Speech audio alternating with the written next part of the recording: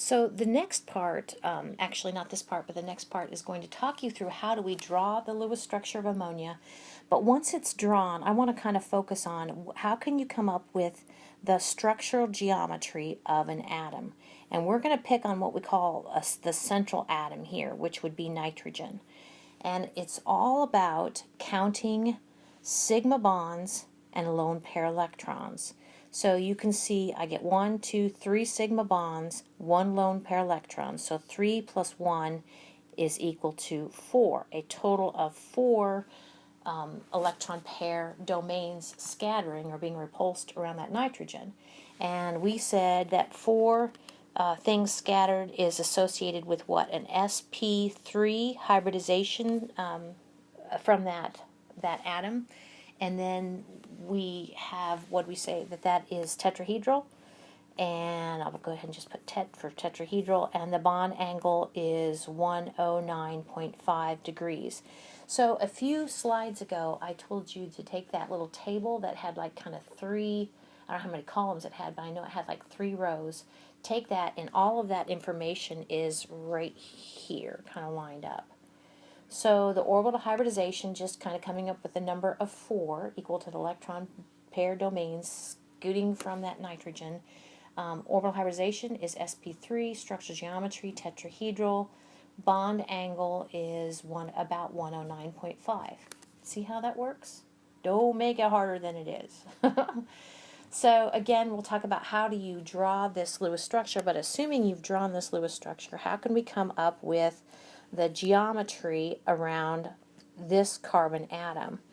Well, like the slide says, if we count sigma bonds, I get 1, 2, now a double bond is only 1 sigma bond, okay, 3 sigma bonds.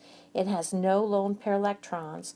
So do you buy this? That we must be looking, since the number is 3, we're looking, I kind of call it that second row on that table a few slides ago. So now we're looking at sp2 orbital hybridization. The structural geometry, even though it looks like a structural geometry, is trigonoplanar. And what I started to say, even though it looks like a 90-degree angle here, we know that those sigma bonds scoot around, and actually it's a bond angle of 120 degrees. It's trigonoplanar. So Lewis structures are kind of, I say, deceiving when we draw them, kind of how we draw them. Okay, so really that's a bond angle of 120 around that carbon atom. Pretty cool. And there is a closer look at that same structure. So now it's hard to know which is the center atom. So just for kicks, we are going to pick on chlorine, and we're going to do the same process, ask the same questions we've been asking before.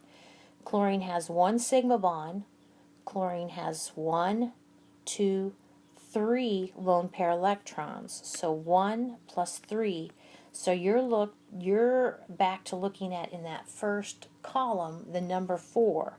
So you have 4 electron domains scooting away from your chlorine atom. So if we answer questions about the chlorine atom, do you buy this, that the orbital hybridization must be sp3?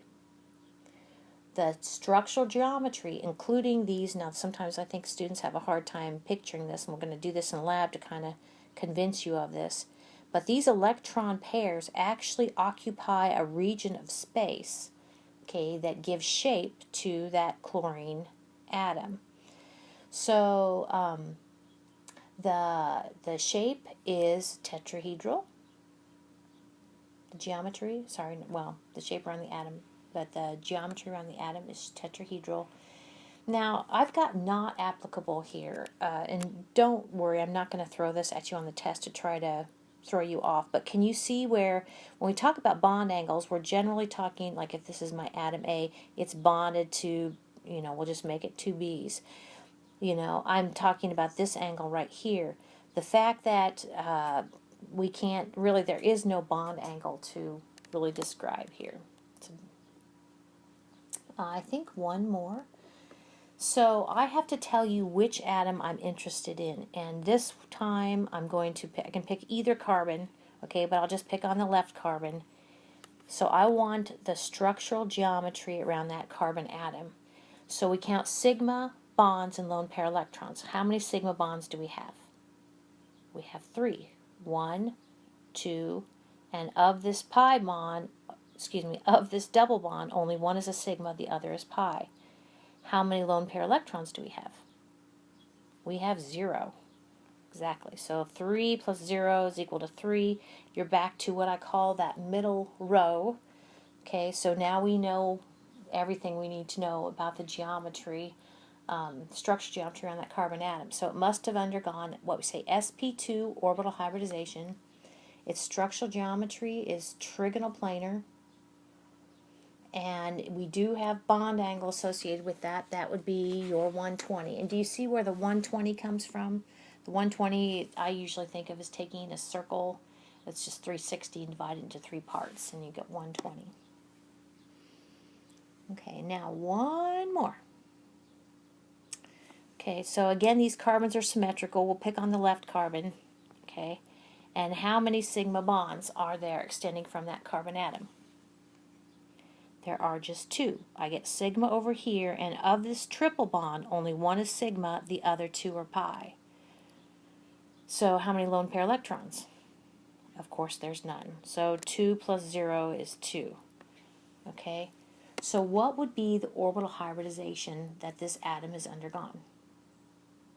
sp, very good. What's the structural geometry then? It is linear. And what is the bond angle with the carbon atom reaching or bonded to the carbon, also bonded to a hydrogen? It is 180.